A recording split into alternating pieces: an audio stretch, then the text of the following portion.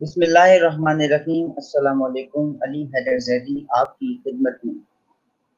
अच्छा, आज अल्हम्दुलिल्लाह हम आपके साथ हाजिर हैं इबादत के हवाले से। इबादत का जो हमारे पास दूसरा टॉपिक है वो है अ, रोज़ा। ठीक है, नमाज हम लोग मुकम्मल तौर पे उसको कर चुके थे। वाज़ेह तौर पे मैंने आपको बताया, समझाया, और अल्हम्दुलिल्लाह मेरी उम्मीद भी यही है कि आपने इसको आसानी के साथ समझ लिया होगा। ठीक है, और उस पे मज़ीद गौर व फ़िक्र भी किया होगा। आज रोज़े के हवाले से बात करेंगे और साथ-साथ ज़कात के हवाले से बात करेंगे। ठीक है, रोज़ा और ज़कात। ठीक है, तो शुरुआत करते हैं हम रोज़ा से। ठीक है। अच्छा, सबसे पहले तो ये चीज़ समझना बहुत ज़रूरी है कि रोज़ा के मानी क्या है। ठीक है, रोज़ा के मानी मफ़हूम उर्दू और फ़ारसी और अरबी लुग़त में क्या है। ठीक है। अच्छा देखिए बेटा, रोज़ा के जो मानी हैं लुग़त में मानी आए हैं रोज़ा के, वो हैं किसी चीज़ से, किसी काम से रुक जाना। ठीक है, किसी काम से रुकने को रोज़ा कहते हैं। सही? अच्छा, तो यहाँ पे जो असल बात है कि रोज़े का जो हुक्म दिया गया इस्लाम में, ठीक है, दीन इस्लाम में जो रोज़े का हुक्म दिया गया, इसका मतलब कतई ये नहीं है। अच्छा, हमारे यहाँ एक मुआशरे का हमारे जो है अलमिया है कि बड़ी कसीर तादाद में, एक बड़ी तादाद में हम ये समझते हैं कि शायद रोज़े का मतलब है बस खाना-पीना नहीं है। ठीक है, इसके अलावा आज़ादी है। ठीक है, जैसे ख़ास बच्चों को बताने के लिए कि रोज़ा जो है वो सिर्फ़ खाने-पीने से रुकने का नाम नहीं होता, सिर्फ़ खाने-पीने से बाज़ रहने का नाम नहीं होता, सिर्फ़ खाने-पीने से पीछे हटने का नाम नहीं होता। ठीक है, बल्कि रोज़ा जिसके लफ्ज़ मानी है रुक जाना, ठीक है, या डटे रहना, ठीक है, या पीछे हट जाना, ये सब रोज़े के लुग़वी यानी लुग़त में मानी आए हैं। ठीक है, याद रखिए कि रोज़ा माह रमज़ान अल मुबारक में ख़ास तौर पे सिर्फ़ खाने-पीने का नाम नहीं है कि आपने बस खाना नहीं है, पीना नहीं है, बल्कि आपके जिस्म के तमाम अज़ा का भी रोज़ा होता है। ठीक है, सिर्फ ये काफ़ी नहीं है कि तुलुए आफ्ताब से लेके गुरूब आफ्ताब तक, यानी कि फजर से लेके मगरिब तक जो है आप भूखे प्यासे रहें, सिर्फ ये रोज़े का नाम नहीं होता। अगर ऐसा हो कि इंसान जो है बस फजर से लेके मगरिब तक बस कुछ खा पी नहीं रहा, बाकी वो हर ऐसा काम कर रहा है, हर वो ऐसी बात कर रहा है जो अल्लाह की रज़ा के खिलाफ है, सुन्नत के खिलाफ है, तो फिर वो रोज़ा नहीं होता बेटा, वो होता है फ़ाक़ा, उसे फ़ाक़ा कहते हैं। ठीक है? अब ख़ैर ये अलग बहस हो जाएगी कि जी फ़ाक़ा क्या है, वो अलग बात है। जिस्म के हर हिस्से का रोज़ा होता है, जैसे आँखें हैं, कान हैं, आपकी ज़ुबान है, आपके हाथ हैं, आपके पाँव हैं, यानी बाकायदा ये आपके अज़ा भी महफूज़ रहें हर बुरे काम से, हर गुनाह से महफूज़ रहें। खाने और पीने के साथ-साथ यानी मैदे के साथ-साथ, आसान अल्फ़ाज़ में स्टमक के साथ-साथ, मैदे के साथ-साथ हाथ, पाँव, आँख, कान, ज़ुबान का भी रोज़ा होता है। ठीक है? कि ना कोई बुरी चीज़ देखी जाए, आँखों से ऐसा कोई गुनाह ना किया जाए उस दौरान, कान से कोई ऐसी बुरी बात ना सुनी जाए यानी ग़ीबत ना सुनो, ठीक है? और ना ज़बान से करो, ना कोई गालिम-गलौच करो ज़बान से, ना कोई ऐसी झूठी बात कहो ज़बान से, ठीक है? ना कोई बुरे कलमात अदा करो ज़बान से, सही? इसी तरह से हाथ और पाँव के किसी तरह से भी अ, उस काम की तरफ ना बढ़ा जाए और उस काम को हाथ से सरअंजाम ना दिया जाए, जिससे अल्लाह, अल्लाह के रसूल राज़ी ना हों और नाख़ुश हों। ठीक है? तो ये एक तमहीद तो हो गई रोज़े के हवाले से। ठीक है? अच्छा जी। अब थोड़ा-सा हम आ जाते हैं कुरान और हदीस के पास और पूछते हैं कुरान से, हदीस से पूछते हैं कि रोज़े की क्या अहमियत है अल्लाह की नज़र में कुरान में, और रोज़े की क्या अहमियत है हदीस की रोशनी में। ठीक है जी? तो हमने जब कुरान से पूछा तो मुख्तलिफ़ आयात का तर्जुमा मेरी नज़रों से गुज़रा। ठीक है? चंद आयात का तर्जुमा आपके सामने मैं पेश कर रहा हूँ, जिससे वाज़ेह होगा कि रोज़े की अहमियत क्या है अल्लाह के नज़दीक। ठीक है? सूरह बकरा में سورہ بقرہ آیت نمبر 184 میں اللہ پاک کا ارشاد ہے بیٹا کہ تو تم میں سے جو کوئی بیماری یا سفر میں ہو تو اتنے روزے اور دنوں میں رکھے. ٹھیک ہے، یعنی اچھا ایک چیز یہاں پہ میں لازمی کہوں گا اس آیت کی روشنی میں، کبھی ہم نے سوچا ہے کہ اللہ پاک کتنا ہم پہ رحمان ہے، کتنا ہم پہ کریم ہے، کتنا بڑا اس کا کرم ہے، کتنا بڑا اس کا احسان ہے کہ جب اس کے اپنے خود کے معاملات آئے، جب اس کے خود کے اپنے حقوق آئے، بھائی روزہ عبادت میں شامل ہے، عبادت ہوتی ہے اللہ کے لیے، نماز شامل ہے عبادات میں، زکوٰۃ شامل ہے عبادات میں، حج شامل ہے عبادات میں، جہاد شامل ہے عبادات میں، اور عبادات آتی ہیں حقوق اللہ کے زمرے میں، اللہ کے حقوق میں آتی ہیں. اپنے حقوق کے معاملے میں وہ کتنی نرمی کر رہا ہے. مثال کے طور پہ اگر کوئی شخص ہے وہ نماز کھڑے ہو کے نہیں پڑھ سکتا، وہ مریض ہے، وہ نہیں کھڑے ہو کے نماز پڑھ سکتا، اس کی صحت اس کو اجازت نہیں دے رہی، اللہ پاک کہتا ہے کہ ٹھیک ہے تم بیٹھ کے نماز پڑھ لو. وہ بیٹھ کے بھی نماز نہیں پڑھ سکتا تو کہا کہ اچھا چلو کوئی بات نہیں تم لیٹ کے نماز پڑھ لو. اچھا جی لیٹ کے بھی نہیں پڑھ سکتا، تکلیف ہو رہی ہے، تو کہا کہ اشاروں میں نماز پڑھ لو. اشاروں میں بھی نہیں پڑھ سکتا تو کہا کہ کم از کم تصور میں نماز پڑھ لو، تصور میں لیکن پڑھو. بتائیے کتنی چھوٹ دے رہا ہے اپنے معاملات میں. بندہ بیمار ہے، مریض ہے، روزہ نہیں رکھ سکتا، سفر میں ہے، روزہ نہیں رکھ سکتا کسی وجہ سے، تو جیسے اس آیت نے سورہ بقرہ میں کہا کہ اگر تم سفر میں ہو یا بیمار ہو تو پھر اس کے بدلے کے روزے پھر تم بعد میں رکھو، یعنی قصر ہو جاتے ہیں، بعد میں رکھو. کتنی چھوٹ دے رہا ہے وہ. زکوٰۃ ہے، ہر صاحب استطاعت پہ فرض ہے. اگر میں صاحب استطاعت نہیں ہوں، میں نہیں دے سکتا، تو دوسروں کو کوئی گناہ تھوڑی ہے. ٹھیک ہے احتیاط کرو، تمہارا اتنی استطاعت نہیں ہے. حج ہے، صاحب استطاعت پہ فرض ہے، نہیں رکھتے استطاعت، اتنے فائنینشیل اسٹیٹس اتنا صحیح نہیں ہے، تو کوئی بات نہیں مت جاؤ. یعنی اپنے معاملات میں تو کتنی چھوٹ دے رہا ہے، کتنی آسانیاں پیدا فرما رہا ہے، کتنا رحیم ہے، کتنا کریم ہے.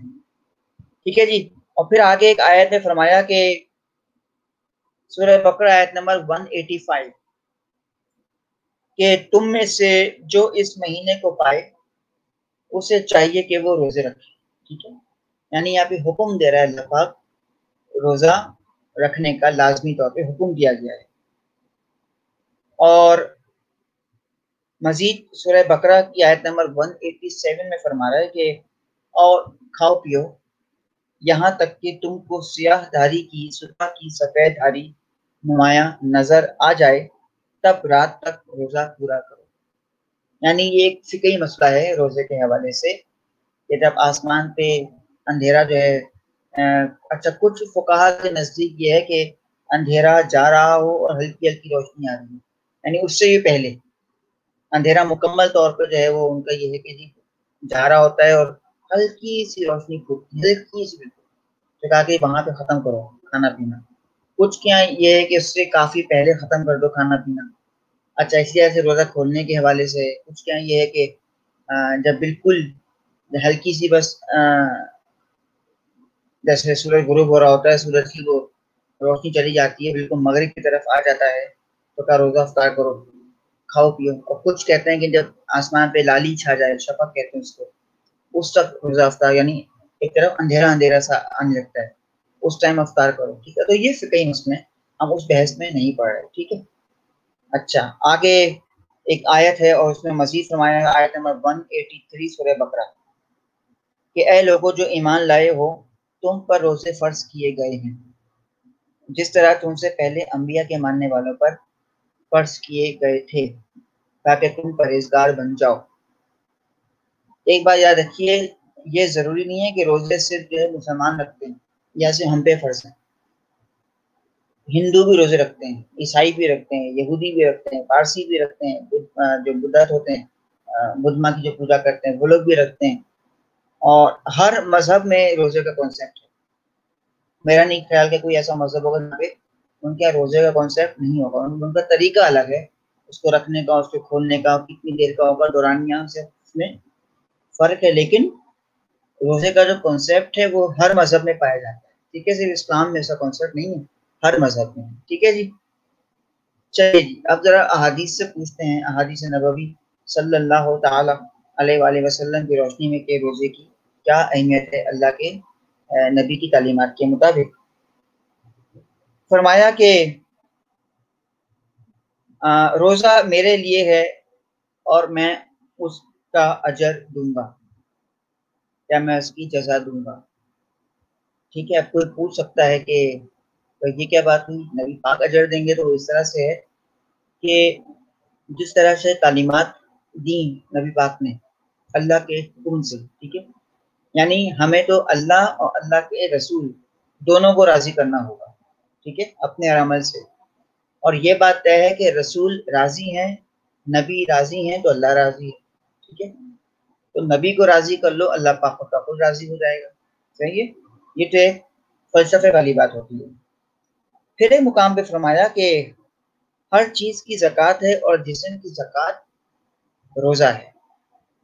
مثال کے طور پہ کہتے ہیں زکوٰۃ جو ہے وہ مال کو پاک کرتی ہے، یہ زکوٰۃ کے معنی میں لیا جاتا ہے، زکوٰۃ سے مال پاک ہوتا ہے، تو روزے سے بھی جسم پاک ہوتا ہے، ٹھیک ہے، جسم کی پاکیزگی ہوتی ہے روزے سے، صحیح۔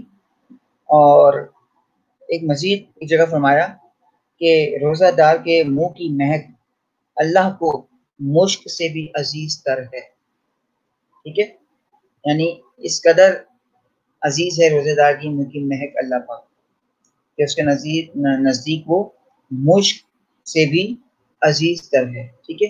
مشک بیٹا آپ کے لیے آسان سے آسان کر کے بتا دوں، جو ہرن ہوتا ہے نا، ہرن، اس کی ناف جو ہوتی ہے اس سے نکلنے والا ایک وہ ہوتی ہے، تو وہ نکالا جاتا ہے، اس کو استعمال کیا جاتا ہے عطر وغیرہ کے طور پہ، ٹھیک ہے، اس کو خوشبو ہوتی ہے، تو کہا کہ اس سے بھی کہیں زیادہ عزیز تر ہے اللہ پاک، ٹھیک ہے جی۔ چلیے جی، تو یہاں ہم نے بات کری روزہ کے معنی، مفہوم اور قرآن حدیث کی روشنی میں اس کی اہمیت۔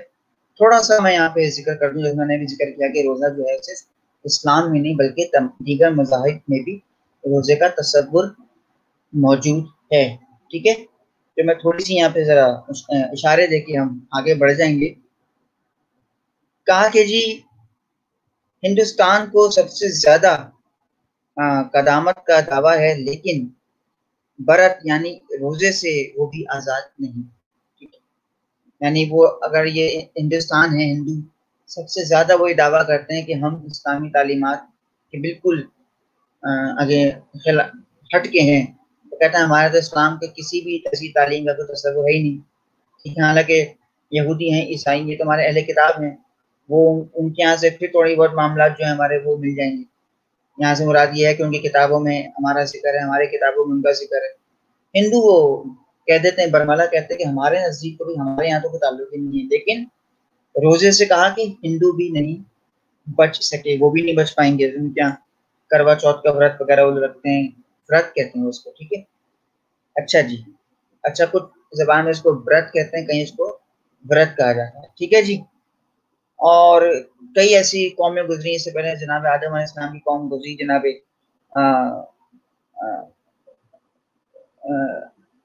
ہدا، ٹھیک ہے، ان کی قوم گزری، ان کے یہاں جو 40 روزے رکھے جاتے تھے، حضرت عیسیٰ جو ہیں وہ صحرا میں چلے جاتے تھے، ٹھیک ہے، کوہ طور کی طرف چلے جاتے تھے، 40 دن وہاں رہا کرتے تھے، وہاں پہ روزے رکھتے تھے، ٹھیک ہے۔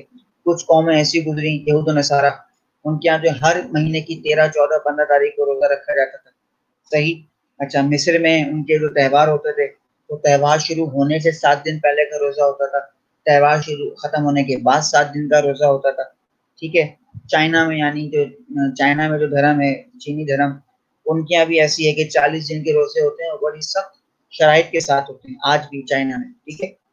اچھا اس کے علاوہ اگر آپ دیکھیں پارسی مذہب ہے، پارسی مذہب میں بھی یہی ہے کہ جب بھی پارسی مذہب کا تو یہ ہے کہ ہر شخص کو، جو بچے سے لے کے بوڑھے تک ہر شخص، ان کے یہ ہے کہ زندگی میں ٹوٹل جو ہے ان کے یہاں روزے جو ہوتے ہیں ان کی کاؤنٹنگ جو پورا کرتے ہیں وہ ٹوٹل 7 سالوں کی، یعنی سال کے ہوتے ہیں 365 دن، ہے نا، تو 365 دن سال کے ہوتے ہیں، اور وہ کہتے ہیں بس اتنے روزے زندگی میں رکھی جائیں کہ وہ 7 سال ان کے مکمل ہو جائیں۔ اب وہ کوئی ایک ساتھ تو خیر کوئی رکھ نہیں سکتا، پھر بھی ہمت ہوتی ہے یا آلٹرنیٹ رکھ لے، جیسا مرضی رکھے، لیکن اس کو اپنا یہ جو فگر ہے وہ اس کو پورا کرنا ہوتا ہے، ٹھیک ہے. کہ 7 سال کے روزے جو مکمل ہے، جس کی تعداد ہے 365 سے اس کو ملٹیپلائی کر لیں، جو بھی اس کی تعداد ہوگی اتنے روزے تو رکھنے ہی رکھنے ہیں. یہ پارسی مذہب میں ہوتا ہے، ٹھیک ہے.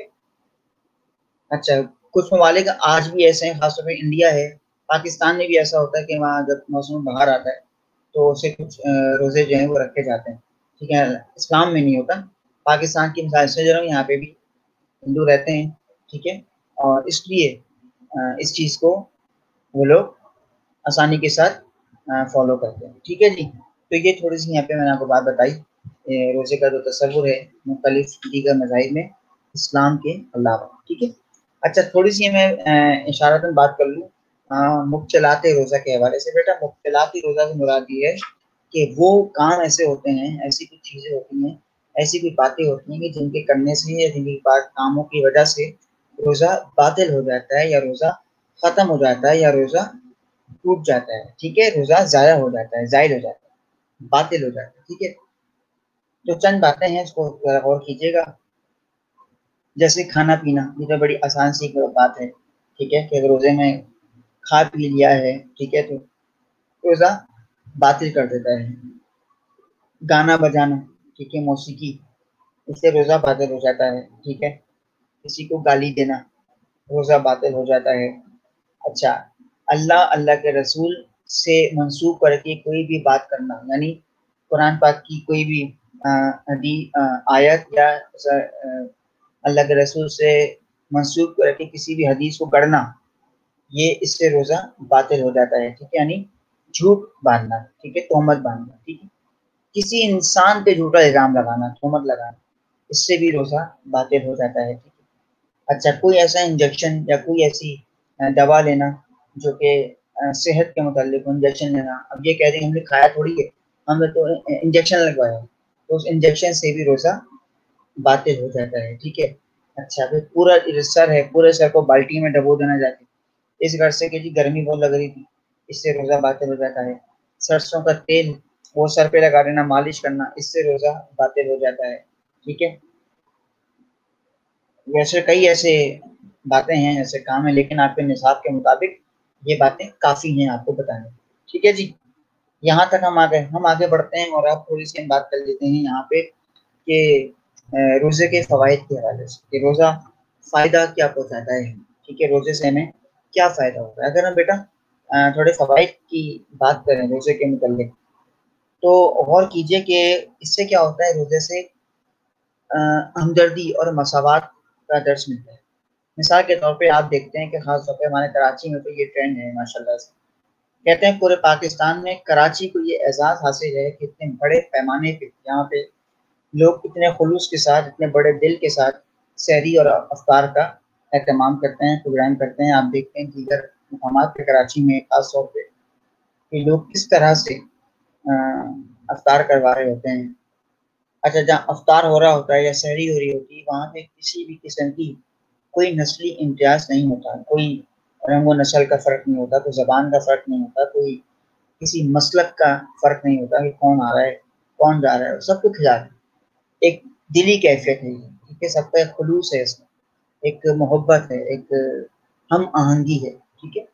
مساوات یعنی کہ برابری کا ایک درس مل رہا ہے، ہمدردی ہے، ٹھیک ہے. اس کے بعد کہا کہ جی بہترین قوم کی تشکیل ہوتی ہے روزہ سے، کیونکہ روزہ سے بیٹا ایک نظم و ضبط پیدا ہوتا ہے، ٹھیک ہے. جیسے مثال کے طور پہ میں روزے سے ہوں، میں باہر نکلا، میں بائک پہ تھا اور میں غلطی سے کیا ہوا کہ جی آگے والی بائک والے کو میری بائک لگ گئی، یا اس کی گاڑی پہ میری بائک لگ گئی، ٹھیک ہے. یا میں جا رہا ہوں اور پانی اڑاتا ہوں چلا گیا، کسی کی کپڑوں پہ پانی چلا گیا، ٹھیک ہے. عام دن ہوتے ہیں تو ہم دیکھتے ہیں کہ کس طرح سے ہمیں فوراً غصہ آ جاتا ہے، ہم فوراً بفر جاتے ہیں، ہم فوراً غصے میں آ جاتے ہیں، ٹھیک ہے. فوراً دست و گریباں ہو جاتے ہیں، آستین پلٹا لیتے ہیں. لیکن آپ نے رمضان میں روزے میں خاص طور پہ یہ محسوس کیا ہوگا کہ لوگ وہاں پہ تربیت کرنے کی کوشش کرتے ہیں. ظاہر ہے جو بائک میں چلا رہا ہوں میں بھی روزے سے ہوں، سامنے والا بھی روزے سے ہے، دونوں ایک دوسرے کی کیفیت کو جانتے ہیں، دونوں ایک دوسرے کی جو اندرونی کیا کہیں حالت ہے وہ جانتے ہیں کہ یہ بھی روزے سے ہے، اس کو بھی پانی کی طلب ہو رہی ہے، مجھے بھی طلب ہے، چلو روزے کرو. اور سب سے بڑی بات یہ ایک دوسرے کو مسکرا کے دیکھ لیں، وہیں پہ ساری بات تمام ہو جاتی ہے. تو یہ کیا ہوتا ہے، بہترین قوم کی تربیت ہو رہی ہوتی ہے اس طرح سے. لیکن بڑی معذرت کے ساتھ میں نے تو ابھی بھی اس وقت اس دور میں بھی میں دیکھتا ہوں ایسے لوگوں کو بالکل افطار کا وقت ہوتا ہے، افطار سے آدھا گھنٹہ پہلے آپ باہر نکل جائیں ذرا ٹریفک میں آپ دیکھیں پھر لوگ اگر ذرا سا بھی، اس میں کیا ہوتا ہے سبھی کو جلدی ہوتی ہے گھر پہنچنے کی، ٹھیک ہے. اچھا میں تو بہت دفعہ دیکھا ہے لوگ درگزر کرتے ہیں جو چھوڑ جائیں وہ بھی جائے اور میں بھی جاؤں، لیکن کچھ ہوتے ہیں بیچارے احمد بیوقوف کہہ لیں کہ وہاں وہ اس پہ بھی لڑنے کے لیے آمادہ ہوتا ہے. خاص طور پر ہمارے یہ چنچی والے اور وہ مزدہ والے اور یہ تیار ہوتے ہیں کہ آج ایک نہ ایک کا سر پھاڑنا ہے، ٹھیک ہے. تو یہ ہوتا ہے کہ بہترین قوم کی تشکیل ہو رہی ہوتی ہے، ایک نظم و ضبط قوم سیکھ رہی ہوتی ہے روزے سے، ٹھیک ہے. اچھا اس کے بعد ہے کہ اجتماعی احساس ذمہ داری. ابھی جیسے میں نے آپ کو سے پہلے ذکر کیا روزہ افطار کا سحری کا سلسلہ ہوتا ہے، ٹھیک ہے. کہ قوم میں کیا ہوتا ہے کہ ایک ہمدردی کا جذبہ ہوتا ہے، اسی طرح سے ان میں احساس ذمہ داری ہوتی ہے، ٹھیک ہے. وہ ایک ذمہ دار قوم بن رہے ہوتے ہیں. دیکھیں اللہ پاک کا سلسلہ دیکھیے آپ کہ وہ کس طرح سے قوم کی ایک تربیت ہو رہی ہوتی ہے، ساتھ ساتھ کہ ذمہ داری ہو رہی ہوتی ہے. ذمہ داری سے مراد یہاں پہ کیا ہے کہ جیسے رات کو افطار ہو گیا، ٹھیک ہے، اور اس کے بعد اپنا تراویحوں کا سلسلہ ہے یا نمازوں کا سلسلہ ہے، جو بھی معاملات وغیرہ ہیں، ٹھیک ہے. اس کے بعد یعنی ذمہ داری سے مراد یہ ہے کہ رمضان کا جو ایک ماحول ہوتا ہے وہ جو ایک پر نور فضا ہوتی ہے پورے معاشرے میں، ایک پر کیف فضا ہوتی ہے پورے معاشرے میں کہ صبح سحری ہوگی اس میں اپنے گھر میں پکایا وکایا کھایا، اس کے بعد عبادت میں لگ گئے، پھر اپنا نکل کے روزگار کے لیے. پھر وہاں پہ بھی احساس ذمہ داری رہتا ہے کہ جیسے میں نے اس سے پہلے ذکر کیا کہ روزہ صرف کھانے پینے کا سے باز رہنے کا نام نہیں ہے، جسم کے تمام اعضاء کا روزہ ہوتا ہے. تو اس کو چیز کا احساس ہوتا ہے، ایک ذمہ داری کا ہوتی ہے کہ یار میں نے اپنے ہاتھ سے ایسا کوئی کام نہیں کرنا، میں نے اپنے پیروں کو روکنا ہے گناہ کی طرف جانے سے، میں نے اپنی آنکھوں کو بھی قابو میں رکھنا ہے، اپنے کانوں کو بھی قابو میں رکھنا ہے، اپنی زبان کو بھی قابو میں رکھنا ہے، ٹھیک ہے. تو یہ ہوتا ہے احساس ذمہ داری سکھا رہا ہوتا ہے روزہ ساتھ ساتھ، ٹھیک ہے. اچھا اور اس کے بعد باہمی اتحاد، ایک اتحاد کی فضا پیدا ہو جاتی ہے انسان ایک. یا اکثر آپ دیکھتے ہیں کہ لوگ رمضان میں افطاریں بانٹ رہے ہیں، کوئی بھی آ رہا ہے مانگنے والا، خاص طور پہ اگر آ جائے افطار کے وقت تو یقین مانے عام طور پہ تو پھر آپ منع کر دیں گے آنے والے کو، لیکن اس وقت بھائی وقت ایسا ہو رہا ہوتا ہے وہ افطار کا کہتے ہیں دعاؤں کی قبولیت کا وقت ہوتا ہے کہ ہم سے رہا نہیں جا رہا ہوتا کہ ہم اس کو انکار کرتے ہیں، ہم کچھ نہ کچھ دے کے چلو یار دے دو کوئی بات نہیں مانگنے والا ہے دعا تو دے گا، ٹھیک ہے. تو یہ فوائد پہنچتے ہیں اس طرح سے روزے سے، ٹھیک ہے. اچھا آخری بات میں یہاں پہ کر رہا ہوں روزے کے حوالے سے، پھر میں آؤں گا زکوٰۃ کی طرف، ٹھیک ہے. کہتے ہیں کہ سائنس نے بھی اس بات کو پروف کیا، تحقیق کے مطابق سائنس نے کہا کہ جی ہمارے جسم میں نا کچھ جو میدا ہوتا ہے، جیسے ڈاکٹرز نے تحقیق کری، ٹھیک ہے. اور یہ بڑی میں آپ کو ذمہ داری کے ساتھ کہہ رہا ہوں، آپ کو یقین نہ آئے تو آپ نیٹ پہ باقاعدہ سرچ کیجیے گا. اچھا میں پھر والی بات کہہ دوں کہ ہمارے یہاں عادت تو ہے نہیں تحقیق کرنے کی، ہمیں توفیق تو ہے نہیں تدبر کرنے کی اور فکر کرنے کی، ہم تو جو سن لیتے ہیں اس پہ آنکھ بند کر کے یقین کر لیتے ہیں، ٹھیک ہے. ہم کبھی سوچتے نہیں کہ جی ہمیں جو کہا گیا ہے کم از کم تھوڑا سا اپنا بھی ہم تدبر کر لیں، تھوڑا تکلیف دے دیں اپنے چھوٹے سے ذہن کو. ہم نہیں کرتے، تھوڑا سا کرنا پڑے گا ہمیں، ٹھیک ہے. اور آپ کوشش کیجیے، آپ سرچ کیجیے اس بارے میں، گوگل پہ آ کے سرچ کیجیے کہ یعنی باقاعدہ نان مسلمس نے اس پہ سرچ کیا، نان مسلمس کی ریسرچ ہے، یہ نان مسلم ڈاکٹرس کی ریسرچ ہے، جرمنی کے ڈاکٹرس ہیں انہوں نے اس پہ ریسرچ کی.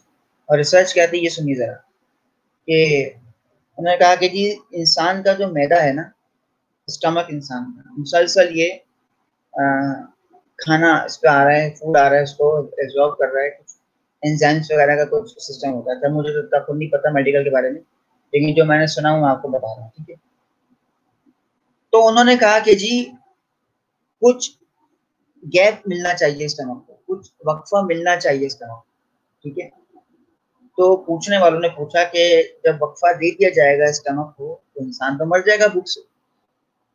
تو انہوں نے کہا بھوک سے نہیں مرے گا، کبھی نہیں مرے گا. کیسے نہیں مرے گا؟ کہا وہ یوں نہیں مرے گا کہ اسٹمک میں کیا ہوتا ہے کہ کچھ بیکٹیریاز ہوتے ہیں، ٹھیک ہے، کچھ بیکٹیریاز ہوتے ہیں، وہ بیکٹیریا جو ہوتے ہیں اس اسٹمک کی صفائی کرتے ہیں اس دوران. وہ جو گیپ ملتا ہے نا اسٹمک کو جب انسان کچھ نہیں کھاتا اس دوران، وہ جو اس گیپ مل گیا ہے، یعنی آسان سے الفاظ میں فیکٹری کو جب بند کر دیا گیا، مزدور چلے گئے ہیں سارے، ٹھیک ہے، کوئی کام نہیں آ رہا، ٹھیک ہے، فیکٹری بند ہے، اندر صفائی کا کام چل رہا ہے. آسان سے الفاظ میں اندر فیکٹری بند ہے، فیکٹری میں کام چل رہا ہے، صفائیاں ہو رہی ہیں، ٹھیک ہے، ریفرنش ہو رہا ہے سب کچھ. جب تو بیکٹیریا ہوتے ہیں وہ صفائی کرتے ہیں پھر اسٹمک کی، اور اس میں سے پھر جو خون کو الگ ایک روانی مل رہی ہوتی ہے، جسم میں الگ سی ایک توانائی مل رہی ہوتی ہے خود ساختہ طور پہ، بغیر کچھ کھائے پیے. وہ تو صفائی ہو رہی ہے اسٹمک کی، وہ جو رگیں جا رہی ہیں خون میں ادھر ادھر، وہ سب جیسی بات ہے لاکھوں کروڑوں رگیں ہیں، کوئی ایک تو ہے نہیں، ٹھیک ہے. تو مسلسل جو خون کی روانی ہے وہ ریفریش ہو جاتی ہے، ٹھیک ہے. جو ریسپیریٹری سسٹم ہے انسان کا، سانس لینے کا ہے، لنگس کا سسٹم، وہ سب ریفریش ہوتا رہتا ہے ساتھ ساتھ، یعنی ان دنوں میں. تو انہوں نے کہا کہ یہ کام کب ہوتا ہے، یہ کام کب ہوتا ہے. تو ان ڈاکٹرز نے کہا، غیر مسلم ڈاکٹرز نے، نان مسلم ڈاکٹرز نے کہا کہ یہ کام تو ہم نے بڑا آسان ہوتے دیکھا ہے مذہب اسلام میں. کہا کہ اسلام از دا اونلی ریلیجن جہاں پہ ہم نے کام ہوتے ہوئے دیکھا ہے کہ وہاں پہ 11 مہینے یہ خوب کھاتے پیتے ہیں، ایک مہینہ جب رمضان کا آتا ہے تو پھر یہ آرام کرتے ہیں، اس میں کھاتے پیتے نہیں ہیں اس دوران. تو جب یہ اس میں کھاتے پیتے نہیں ہیں اسی دوران اسٹمک اپنا یہ کام کرتا ہے، اس کی صفائی ہوتی ہے اور پھر سے اس کا ایک ریسائیکل ہو جاتا ہے، ایک نئی طریقے سے پھر چلتا ہے رمضان کے بعد. اب آپ کو پتہ چلا کہ اللہ پاک کی قدرت کتنی بڑی ہے. اور وہ کہتے ہیں کہ جب اسٹمک کی صفائی ہوتی ہے نا، ہزاروں طرح کی بیماریاں ہوتی ہیں کہ جس سے انسان بچ جاتا ہے، انسان کی بچت ہو جاتی ہے ہزاروں طرح کی بیماریوں سے. تو وہ اسٹمک کی سے صفائی ہو جاتی ہے، اسٹمک کے ساتھ ساتھ اس کے لنگس سے صفائی ہو جاتی ہے، لنگس کے ساتھ ساتھ اس کے جو بلڈ ہے وہ دوبارہ سے اس کو روانی مل جاتی ہے، ریفریش ہو جاتا ہے. سوچیے ذرا کتنا بڑا احسان ہے ہم پہ رمضان کا. اگر وہ ہم پہ ہمیں روزہ رکھنے کے لیے کہہ رہا ہے تو اس کے پیچھے فائدہ کس کا ہے؟ ہمارا ہے. تو کتنا بڑا فائدہ ہے. اس نے اگر آپ کو یاد ہو نماز کے متعلق میں نے آپ کو بتایا تھا کہ نماز تو یعنی بڑے بڑے ڈاکٹرز اس بات کو مان گئے، بڑے بڑے فزیو تھراپسٹ اس بات کو مان گئے کہ نماز واحد ایسی عبادت ہے جو خود ایک ایکسرسائز ہے، ایک ورزش ہے، اگر اس کو اس میڈیکل سائنس کے طور پہ دیکھا جائے، ٹھیک ہے. تو یہ عبادات ہم پہ کوئی بوجھ نہیں ہے، یہ ہمارے ہی فائدے کے لیے ہیں، اس میں فائدہ تو ہمارا ہی ہے ہر طرح سے، ٹھیک ہے. تو یہ بات یہاں پہ ہماری مکمل ہوئی نماز اور روزہ کے حوالے سے. اور اب ہم بات کرنے جا رہے ہیں زکوٰۃ پہ، ٹھیک ہے، کہ زکوٰۃ کیا ہے. اور زکوٰۃ پہ بھی ہم آپ کو انشاءاللہ یہاں پہ زکوٰۃ کے معنی اور مفہوم بتائیں گے، زکوٰۃ کی اہمیت قرآن اور حدیث کی روشنی، ٹھیک ہے. اگر سیشن اس سے ہمارا اینڈ ہو جاتا ہے تو پھر نیکسٹ سیشن پہ زکوٰۃ کے متعلق مزید گفتگو کریں، ٹھیک ہے. فی الحال سنیے گا ذرا غور سے. ابھی کچھ دیر پہلے میں نے عرض کیا کہ زکوٰۃ جو ہے وہ جسم، جیسے جس طرح سے روزہ ہے وہ جسم کی زکوٰۃ ہے، یعنی جسم کو پاک کرتا ہے روزہ. اسی طرح سے میں نے مثال دی تھی زکوٰۃ کی کہ زکوٰۃ مال کو پاک کرتی ہے، کیونکہ زکوٰۃ سے مال پاک ہوتا ہے. زکوٰۃ ادا کرنے سے انسان کے مال میں پاکیزگی آتی ہے، اللہ برکت دیتا ہے روزی روٹی میں، اللہ پاک دسترخوان میں وسعت پیدا کرتا ہے زکوٰۃ سے، ٹھیک ہے، جب آپ زکوٰۃ ادا کرتے ہیں، ٹھیک ہے. اور زکوٰۃ کے جو اصل لغوی معنی ہے نا وہ ہے اضافہ، ٹھیک ہے. زکوٰۃ کے جو لغت میں معنی دیے گئے ہیں اس کا مطلب ہے اضافہ، ٹھیک ہے، طہارت اور پاکیزگی. یہ زکوٰۃ کے لغوی معنی ہیں جو کہ اصطلاح میں استعمال ہوتے ہیں، ٹھیک ہے جی. اچھا جی، اب تھوڑی سی بات کرتے ہیں کہ زکوٰۃ کی اہمیت کیا ہے قرآن کی روشنی میں اور حدیث کی روشنی میں. ہم نے سورہ بقرہ کی آیت نمبر 43 سے پوچھا، ٹھیک ہے، قرآن پاک، تو پتہ چلا کہ جی بیشتر مقامات پر اللہ پاک نے حکم دیا ہے کہ اور نماز قائم کرو اور زکوٰۃ ادا کرو اور خدا کے آگے جھکنے والوں کے ساتھ جھکو، ٹھیک ہے. یعنی کہ اللہ پاک جو حکم دے رہے ہیں مسلسل، وہ کہہ رہا ہے کہ نماز قائم کرتے رہو، زکوٰۃ ادا کرتے رہو۔ آپ کبھی اگر غور کریں، تدبر کریں بار بار قرآن پاک میں، تو وہ بیشتر مقامات پہ نماز اور زکوٰۃ دونوں کا ساتھ ساتھ حکم دے رہے ہیں، ٹھیک ہے، دونوں کو اس نے جدا نہیں کیا۔ کیا وجہ ہے؟ کبھی سوچا آپ نے کہ نماز اور زکوٰۃ دونوں کو ایک ساتھ ساتھ لے کے چلتا ہے؟ اکثر بھی دیکھا گیا ہے کہ اقیموا الصلاۃ وآتوا الزکوٰۃ، نماز قائم کرو، زکوٰۃ ادا کرو۔ کبھی سوچا آپ نے؟ چلیے آج سن لیجیے، نماز اور زکوٰۃ کا آپس میں چولی دامن کا ساتھ ہے۔ وہ اس طرح سے ہے کہ نماز انسان میں استقامت پیدا کرتی ہے، نماز انسان میں سادگی پیدا کرتی ہے، ٹھیک ہے، نماز میں انسان کے اندر جو سادگی ہے وہ پیدا ہوتی ہے، اور زکوٰۃ انسان کے اندر سے اس کا غرور ختم کرتی ہے، اس کا تکبر ختم کرتی ہے، ٹھیک ہے۔ جب انسان اللہ کی راہ میں مال خرچ کرتا ہے نا، تو اس کا تکبر ٹوٹتا ہے، بکھر جاتا ہے، صحیح۔ آگے بڑھتے ہیں، اور پھر سورہ نور کی آیت نمبر 56 میں فرمایا کہ نماز قائم کرو، زکوٰۃ ادا کرو۔ دیکھیے پھر سے نماز اور زکوٰۃ، نماز قائم کرو، زکوٰۃ ادا کرو، اور اللہ کے رسول کی اطاعت میں لگے رہو تاکہ تم پر رحم کیا جائے، ٹھیک ہے۔ اور پھر مزید ایک آیت میں فرما رہا ہے کہ پس نماز قائم کرو اور زکوٰۃ ادا کرو، اللہ تعالیٰ کی رسی کو مضبوطی سے تھام لو، واعتصموا بحبل اللہ، ٹھیک ہے۔ یعنی اس طرح سے اللہ پاک مسلسل آپ 3 آیات بتائیں، اور تینوں آیات میں وہی ہے کہ نماز اور زکوٰۃ، نماز اور زکوٰۃ، نماز اور زکوٰۃ، ٹھیک ہے۔ اب ہم آتے ہیں حدیث کی طرف، اور حدیث سے پوچھتے ہیں، ٹھیک ہے۔ حدیث کی روشنی میں نبی پاک صلی اللہ تعالیٰ علیہ وسلم کا ارشاد مبارک کہ حضرت جابر ابن عبداللہ انصاری فرماتے ہیں کہ نبی پاک نے فرمایا کہ نماز ادا کرو، ٹھیک ہے، اور زکوٰۃ دیا کرو، اور ہر مسلمان کی خیر خواہی کیا کرو، ٹھیک ہے۔ نماز بھی ادا کرو، زکوٰۃ بھی ادا کرو، اور مسلمانوں کی خیر خواہی کیا کرو، یعنی کہ ان کے حال چال پوچھا کرو، ان کی پوچھ گچھ میں رہا کرو، ٹھیک ہے۔ مزید آگے فرمایا کہ نبی پاک فرماتے ہیں کہ زکوٰۃ نہ دینے والوں کی شفاعت نہیں کروں گا۔ اس سے پہلے جب آپ نے روزہ پڑھا تھا، آپ کو یاد ہے روزے کے لیے فرمایا تھا کہ روزہ دار کو اس کا اجر میں دوں گا، ٹھیک ہے، اور یہاں فرمایا کہ میں شفاعت نہیں کروں گا زکوٰۃ نہ دینے والے، ٹھیک ہے۔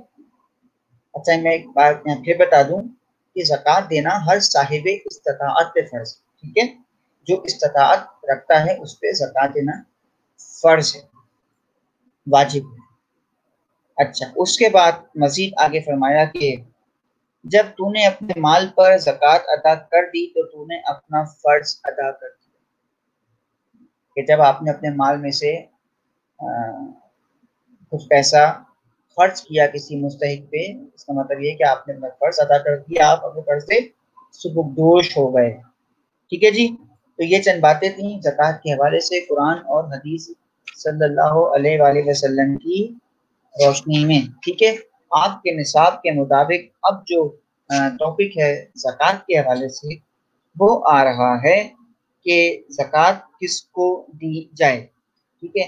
اور یہاں پہ اس کے لیے ایک لفظ استعمال ہوا ہے، اسے کہتے ہیں مصارف، ٹھیک ہے، مصارف زکوٰۃ، ٹھیک ہے، مصارف یعنی جس کو زکوٰۃ دی جاتی ہے، ٹھیک ہے۔ تو تھوڑا سا اس پہ بات کر لینی چاہیے ہمیں کہ زکوٰۃ جس کو دی جائے وہ کون کون سے لوگ ہوتے ہیں، ٹھیک ہے۔ تو بیٹا اس بات کو ذرا سا سنیے کہ 8 طرح کے افراد ہیں قرآن کی روشنی میں، ٹھیک ہے، 8 لوگ ہیں، 8 طرح کے افراد ہیں جن پہ زکوٰۃ دینا فرض ہے، ان کو دینی چاہیے، ٹھیک ہے۔ اچھا، اب کون کون سے ہیں یہ 8 افراد، یہ سنیے ذرا۔ کہا کہ جی فقراء، ٹھیک ہے، یعنی فقیر، فقراء کو زکوٰۃ دی جاتی ہے، یعنی کہ کہا کوئی بھی کسی فقیر ہے یعنی کوئی محتاج ہے، تنگ دستی میں زندگی جی رہا ہے، ٹھیک ہے، مفلسی کے عالم میں زندگی جی رہا ہے، محتاجی میں زندگی جی رہا ہے، اس کے جو معاملات ہیں گھر میں، جو فائنینشیل اس کا اسٹیٹس ہے وہ اتنا اسٹرانگ نہیں ہے، تو کہا کہ اس کی مدد کر دو، اپنے مال سے اس کو رقم دے دو تاکہ اس کی مدد ہو جائے، اس کا خاندان جو ہے وہ پلے اور بڑے اور پھلے اور پھولے، ٹھیک ہے۔ ایک بات میں آپ کو واضح کر دوں، فقیر سے یا مراد قطعی مانگنے والا نہیں، پہلی بات تو یہ میں آپ کو بتا دوں ساتھ ساتھ، کوئی یہ نہ سوچے کہ فقیر شاید کسی بیکاری کو بولتے ہیں، فقیر بیکاری کو نہیں بولتے، فقیر کہتے ہیں محتاج کو، ٹھیک ہے۔ ہم نے فقیر کا مطلب جو ہے نا لے لیا شاید کہ مانگنے والا ہوتا ہے، وہ جو مانگنے والے آتے ہیں اللہ کے نام پہ دے دو، وہ فقیر نہیں ہوتے، ٹھیک ہے۔ ہم انہیں فقیر کہہ دیتے ہیں جبکہ وہ فقیر نہیں ہے۔ فقیر کا مطلب ہے محتاج ہو، کوئی بیچارہ تنگ دست ہو، ٹھیک ہے، کوئی مفلسی کے عالم میں جی رہا ہو، ٹھیک ہے، تنگ دستی کے عالم میں۔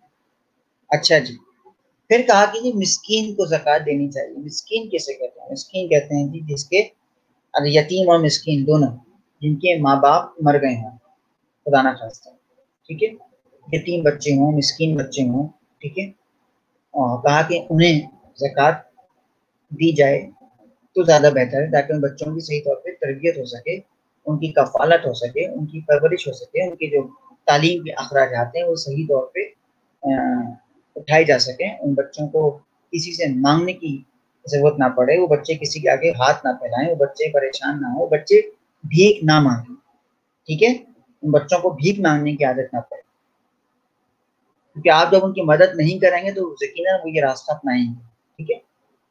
پھر کہا کہ جی عاملین زکوٰۃ، ٹھیک ہے، عاملین زکوٰۃ کہتے ہیں وہ لوگ ہوتے ہیں، یہ لوگ کیا کہتے ہیں کہ جی عاملین سے مراد وہ لوگ ہیں جو زکوٰۃ کی وصولی، حفاظت، تقسیم اور اس کے حساب کتاب کے ذمہ دار ہوتے ہیں، کیونکہ جیسے آپ کے فلاحی ادارے ہیں، وہ آتے ہیں گھروں پہ، اکثر آ جاتے ہیں کہ جی ہمارے یہ ادارے، اکثر میں دیکھتا ہوں چھیپا والوں کو، سیلانی والوں کو گھوم رہے ہوتے ہیں گلیوں میں، ان کی ایمبولینس ہوتی ہے، وہ خود ہوتے ہیں، وہ ایک مائک چل رہا ہوتا ہے، اسپیکر چل رہا ہوتا ہے، ان کی ریکارڈنگ ہوتی ہے، وہ لوگوں سے گھر گھر جا کے زکوٰۃ جمع کر رہے ہوتے ہیں، ٹھیک ہے، تو ان کو دے دینا چاہیے، ظاہر سی بات ہے وہ ایک فلاحی ادارہ ہے، وہ وہاں پہ صدقہ خیرات کھانا پینا سب کچھ چل رہا ہے، تو یہ عاملین کہلاتے ہیں، ٹھیک ہے، جو ذمہ دار ہوتے ہیں تمام سے حساب کتاب کے، ٹھیک ہے۔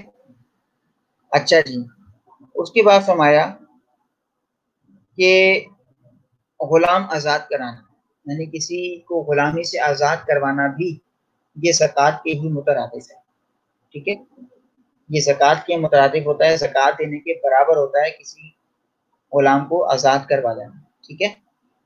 اور پھر کہا قرضہ، یعنی کسی قرضدار کا قرضہ چکا دینا، کوئی مقروض ہے شخص، ٹھیک ہے، اس کا قرضہ ہے، تو اگر آپ نے اپنے پیسوں سے اس کا قرضہ چکا دیا ہے، کروا دیا ہے، تو اس کا مطلب یہ ہوا کہ آپ نے زکوٰۃ کے مترادف، زکوٰۃ کے برابر اپنا ثواب کمایا ہے، ٹھیک ہے۔ اور پھر فی سبیل اللہ، یعنی آپ دیکھتے ہیں جہاد پہ جانے کے لیے اکثر آپ دیکھتے ہیں کہ جہاد کے لیے لوگ جاتے ہیں تو وہاں پہ کھانے پینے کی ضرورت ہوتی ہے، رہنے کا کوئی مسئلہ ہوتا ہے تو ان کے لیے یہاں سے ٹینٹس وغیرہ یہ سب معاملات ہوتے ہیں، ٹھیک ہے۔ پھر مدارس میں انسان جو دیتا جلاتا ہے اکثر، ٹھیک ہے، تو یہ سب فی سبیل اللہ ہوتا ہے کہ آپ نے مدرسے کے لیے کچھ دے دیا، آپ نے کہا چلو جی یہ کام آ جائے گا، ٹھیک ہے، تو یہ سب زکوٰۃ کے اس میں آ رہا ہوتا ہے، ٹھیک ہے۔ اکثر آپ دیکھتے نہیں وہاں پہ جب جمعے کی نماز کے بعد اعلان ہوتا ہے کہ جی کچھ تعمیر ہو رہی ہے، تو اچھا مولانا یہاں پہ ایک چیز واضح بھی کر دیتے ہیں کہ یہ رقم جو ہے آپ اپنی خوش اسلوبی سے دے رہے ہیں یا زکوٰۃ کے طور پہ دے رہے ہیں، تو وہ باقاعدہ رسید کاٹتے ہیں، لکھتے ہیں کہ یہ خود سے دیا گیا ہے خوش اسلوبی کے ساتھ، یا یہ زکوٰۃ کے طور پہ دیا گیا ہے، ٹھیک ہے، یہ بھی ایک مرحلہ ہے، ٹھیک ہے۔ اور اس کے بعد ہے کہ ابن سبیل یعنی کہ مسافر، ٹھیک ہے، کہا کہ جی وہ سفر کی حالت میں جیسے ہوتا ہے مسافر، تو سفر کی حالت میں وہ محتاج ہو جاتا ہے بیچارہ، کہیں بھی کھانا پینا اس کا مسئلہ ہو جاتا ہے رہنے سہنے کا، تو اس کے لیے بھی جو مدد کی جاتی ہے وہ زکوٰۃ کے برابر اس کا ثواب دیا جاتا ہے۔ اور آخری ہے، آخری بالکل، اور آخری مؤلف القلوب۔ مؤلف القلوب سے بیٹا وہ مراد ہوتے ہیں جو اسلامی مملکت میں تو رہتے ہیں، ٹھیک ہے، یعنی رہتے اسلامی مملکت میں، لیکن مذہب کے اعتبار سے اگر وہ غیر مسلم ہیں، ٹھیک ہے، مذہب کے اعتبار سے اگر مسلم ہے تو ان کی بھی مدد کی جا سکتی ہے، ٹھیک ہے، انسانیت کے طور پہ، کہتے یہ نہیں دیکھا جاتا کہ جی مسلمان ہے کہ نہیں ہے، انسانیت کے طور پہ ان کی مدد کی جاتی ہے، ٹھیک ہے۔ تو یہ کبھی نہ سوچا جائے کہ جی یہ تو مسلمان ہی نہیں ہے تو لہٰذا ہم کیوں اس کو زکوٰۃ دیں، ہم کیوں صدقہ کریں، ہم کیوں خیرات کریں، ایسا نہیں۔ آپ اپنا کام کیجئے، آپ اپنا ثواب کمائیے، وہ اللہ کا کام ہے اس کو کھلانا پلانا، ٹھیک ہے۔ اچھا یہ ہو گیا مصارف زکوٰۃ، اور آخری اس میں عنوان ہے زکوٰۃ کے حوالے سے زکوٰۃ اور ٹیکس میں فرق، ٹھیک ہے۔ زکوٰۃ اور ٹیکس میں فرق، اس میں یہاں پہ کچھ پوائنٹس ہیں، میں دلیل بتا دوں، ٹھیک ہے۔ پہلا یہ بیٹا کہ زکوٰۃ جو ہے وہ دینی فریضہ ہے، ٹھیک ہے، جبکہ ٹیکس جو ہے وہ ریاست کا مسئلہ ہے، وہ معاشرتی فریضہ ہے۔ یعنی جب آپ سوسائٹی میں رہتے ہیں، جب آپ ایک ملک میں رہ رہے ہیں، پاکستان میں رہ رہے ہیں، تو آپ کا فرض ہے کہ آپ ٹیکس پے کریں، ٹیکس ادا کریں، ٹھیک ہے۔ جبکہ زکوٰۃ کا تعلق دین سے، مذہب سے، اسلام سے، ریاست سے، یعنی آپ کی اسٹیٹ کا پاکستان سے اس کا کوئی واضح تعلق نہیں ہے، ٹھیک ہے۔ کہا کہ جی زکوٰۃ سے مسلمانوں پر فرض ہے، صرف مسلمان زکوٰۃ دے سکتا ہے، جبکہ ٹیکس کی ادائیگی میں مسلمان ہونے کی کوئی شرط نہیں ہے۔ اگر پاکستان میں مثال کے طور پر کوئی ہندو ہے، عیسائی، یہودی کوئی بھی رہتا ہے تو وہ سب ٹیکس دیں گے لازمی، ٹھیک ہے۔ اور کہا کہ جی زکوٰۃ کی ادائیگی ہر حال میں فرض ہے، جبکہ ٹیکس معاف ہو سکتے ہیں، ٹھیک ہے۔ ٹیکس معاف ہو سکتا ہے لیکن زکوٰۃ معاف نہیں ہوتی۔ لیکن پھر بتا دوں کہ زکوٰۃ صاحب استطاعت پہ فرض، ٹھیک ہے۔ اور پھر فرمایا کہ زکوٰۃ کی جو شرح ہوتی ہے، کچھ قوانین ہوتے ہیں، وہ قرآن اور حدیث کے مطابق طے کیے جاتے ہیں، ٹھیک ہے، جبکہ ٹیکس میں ایسے کوئی قید نہیں ہے، ٹھیک ہے۔ وہ آپ کا آئینی مسئلہ ہے، کانسٹیٹیوشن کا مسئلہ ہے، اس کے تحت طے کیے جاتے ہیں، ٹھیک ہے۔ وہ حکومت طے کرتی ہے سارے معاملات آپ کے ٹیکس کے۔ اور پھر کہا کہ زکوٰۃ کے مصارف کا تعین بھی قرآن پاک کرتا ہے کہ زکوٰۃ کس کو دینی چاہیے، کس کو نہیں دینی چاہیے، یہ قرآن پاک نے فیصلہ کر دیا۔ جو میں نے بھی آپ کو مصارف بتائے تھے قرآن پاک کی روشنی میں تھے، ٹھیک ہے، جبکہ ٹیکس کے لیے ایسی کوئی پابندی نہیں ہے۔ اور کہا کہ زکوٰۃ جو ہے وہ امیروں سے لے کے غریبوں کو دی جاتی ہے، ان پہ خرچ کی جاتی ہے، ٹھیک ہے، جبکہ ٹیکس سے کیا ہوتا ہے کہ امیر غریب سب دیتے ہیں اور سب اس سے فائدہ اٹھاتے ہیں، ٹھیک ہے۔ وہاں پہ امیر غریب کا کوئی قید نہیں ہوتی، کوئی فرق نہیں ہوتا، ٹھیک ہے۔ تو یہ کچھ باتیں تھیں جو ہم نے آپ کو بتائیں آج روزہ اور زکوٰۃ کے حوالے سے، ٹھیک ہے۔ امتحانی نقطہ نظر سے ذرا اس کو سمجھ لیجئے کہ اس میں روزہ اور زکوٰۃ کے معنی، مفہوم اور قرآن حدیث کی روشنی میں ان کی اہمیت، ٹھیک ہے، یہ بڑا امپورٹنٹ ایک طرح سے۔ اچھا یہ تو کامن ہے سب میں، نماز میں بھی، روزہ زکوٰۃ میں بھی، حج میں بھی، اور جہاد میں بھی، آگے بھی آئے۔ ابھی آپ نے عقائد پڑھے تھے، آخرت تھا، نبوت اور توحید، اس میں بھی آپ نے ایسے کیا تھا، معنی، مفہوم اور ان کی اہمیت قرآن حدیث کی روشنی۔ اچھا نماز میں ہم نے آپ کو پڑھائے تھے شرائط اور اس کے ارکان، ٹھیک ہے، وہ امپورٹنٹ تھا۔ روزے میں امپورٹنٹ ہے مبطلات روزہ، جو میں نے بھی آپ کو بتائے، اور اس کے کچھ فوائد، ٹھیک ہے۔ جبکہ زکوٰۃ میں آپ کو جو زکوٰۃ کے مصارف ہیں، یہ اور زکوٰۃ اور ٹیکس میں فرق، یہ دونوں بہت امپورٹنٹ، ٹھیک ہے، یہ الگ الگ ہے اس طرح سے۔ تو زکوٰۃ کے مصارف، زکوٰۃ اور ٹیکس میں فرق، اور ابھی جو بتایا ہے مبطلات روزہ، روزے کے فوائد، امپورٹنٹ ہے، لازم سے کیجیے گا۔ اور صرف یہ نہیں کہ یہی کرنا ہے، پڑھنا پورا ہے، یاد نہیں کیجیے، رٹا نہ ماریے، سمجھ کے کیجیے، انشاءاللہ ذہن نشین رہے گا، ٹھیک ہے۔ اور ان تمام عبادات اور عقیدات کی جو عقائد کی جو اہمیت ہے قرآن حدیث کی روشنی میں، اس کو تو لازمی طور پہ اپنے ذہن میں بٹھا لیجیے، ٹھیک ہے۔ انشاءاللہ سے ملاقات ہوگی نیکسٹ سیشن میں، تب وہ خیال رکھیے گا۔ جزاکم اللہ خیرہ، تسلیمہ۔